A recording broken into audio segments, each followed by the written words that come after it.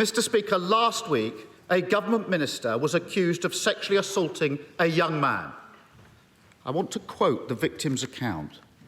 He says, "He grabbed my arse and then he slowly moved his hand down in front of my groin. I froze." I accept that's not easy listening, but it's a reminder to all those propping up this Prime Minister just how serious the situation is. He knew the accused minister had previously committed predatory behaviour, but he promoted him to a position of power anyway. Why? Prime Minister. Mr. Speaker, that individual, the member for Tamworth, no longer has the Conservative whip. He no longer has a job. He is no longer, as soon as I was made aware of the allegation that he has just read out, Mr. Speaker, and the complaint that was made, he lost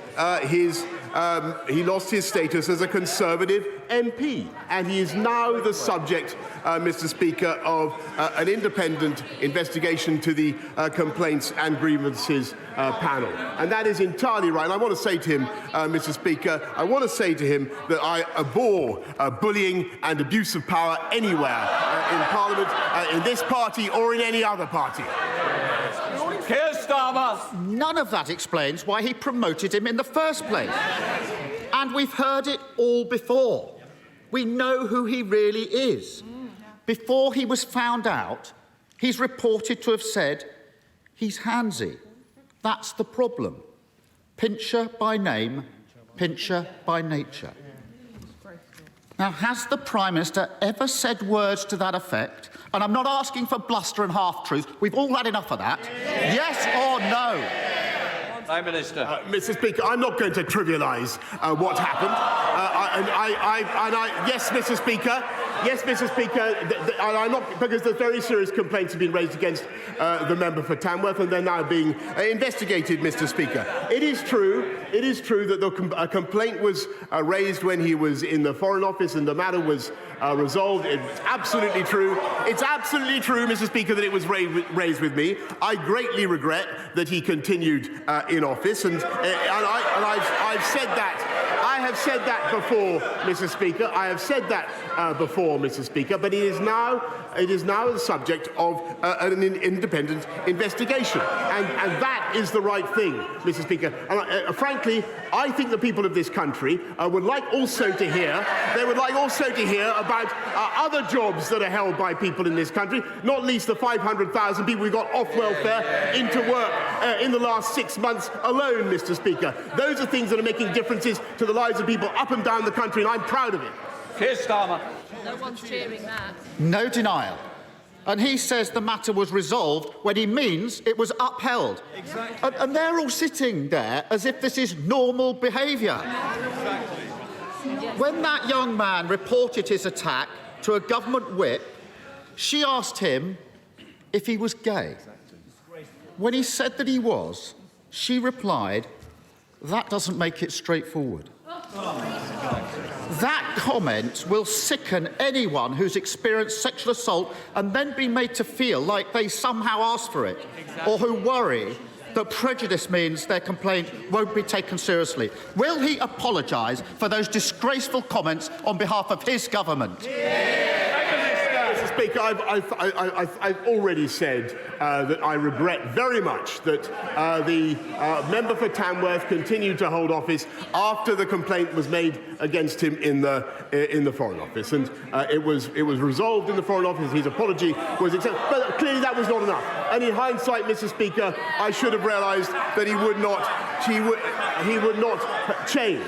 However, when it came to the Friday of last week, and when I was given the information that he's read out about the complaint that was made against the honourable member, I acted immediately, Mr. Speaker, and I took the whip away from him.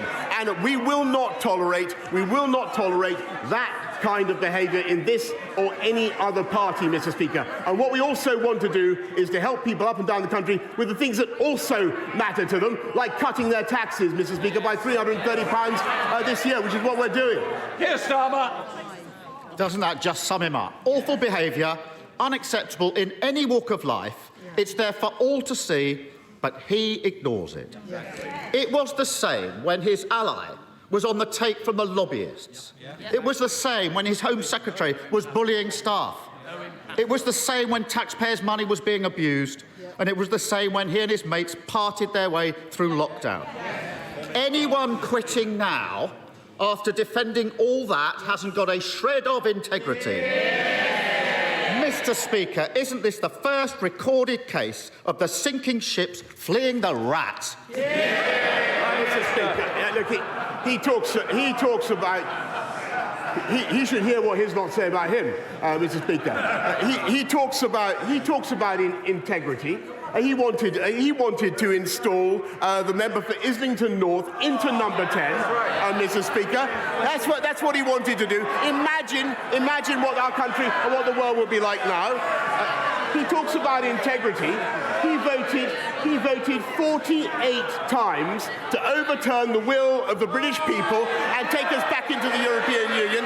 And by the way, listening to his muddled speech the other day, that is exactly what he would do again. Mr. Speaker, he talks about integrity, but Mr. Speaker, he has voted time and time again against sanctions on criminals that would put them behind bars. This is the government that is tough on...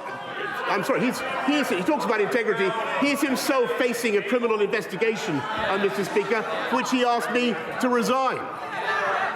Keir Starmer. What a pathetic spectacle. The dying act of his political career is to parrot that nonsense. And as for those who are left, only in office because no one else is prepared to debase themselves any longer, the charge of the lightweight brigade. Have some self-respect.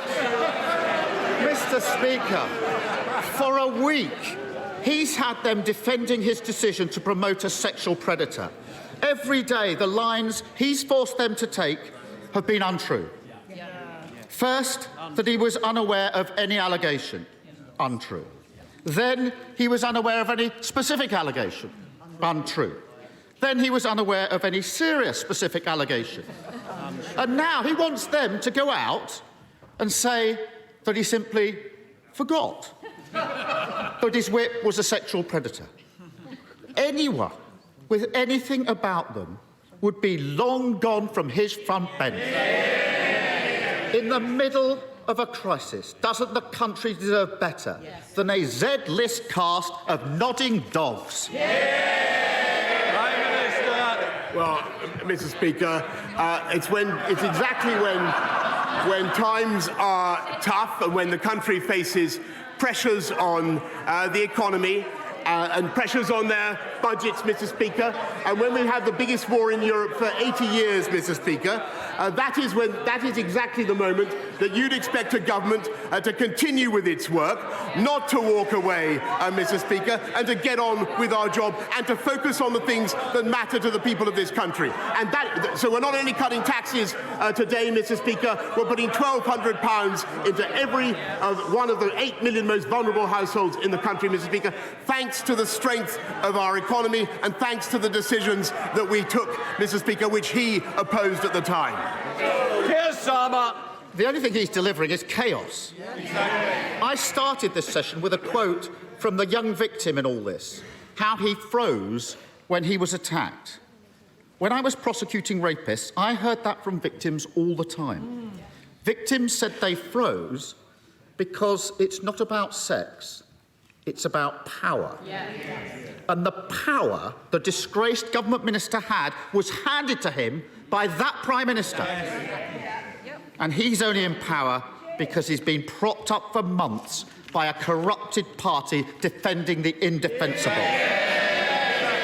So it's no longer a case about swapping the person at the top. Isn't it clear? The only way the country can get the fresh start it deserves is by getting rid of the lot of them.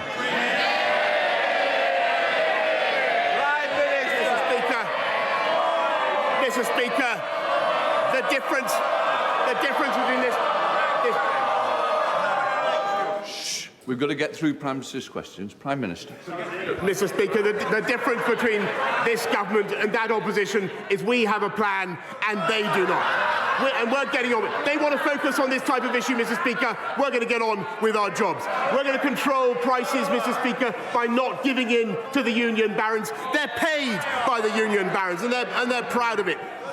We were the first European country to arm the Ukrainians, Mr. Speaker. I'm proud of that. And those guys, Mr. Speaker, the party opposite, not only do they want to put Mr. Corbyn into number 10, the member for Islington North, but 8 of them, including the shadow foreign secretary, the shadow deputy leader, and 6 others, voted to get rid of our independent nuclear deterrent, Mr. Speaker. Today we are cutting taxes, we're helping 500,000 people into work, and thanks to the strength of our economy, we're helping people up and down the country, and we are going to continue to deliver on the mandate I was given.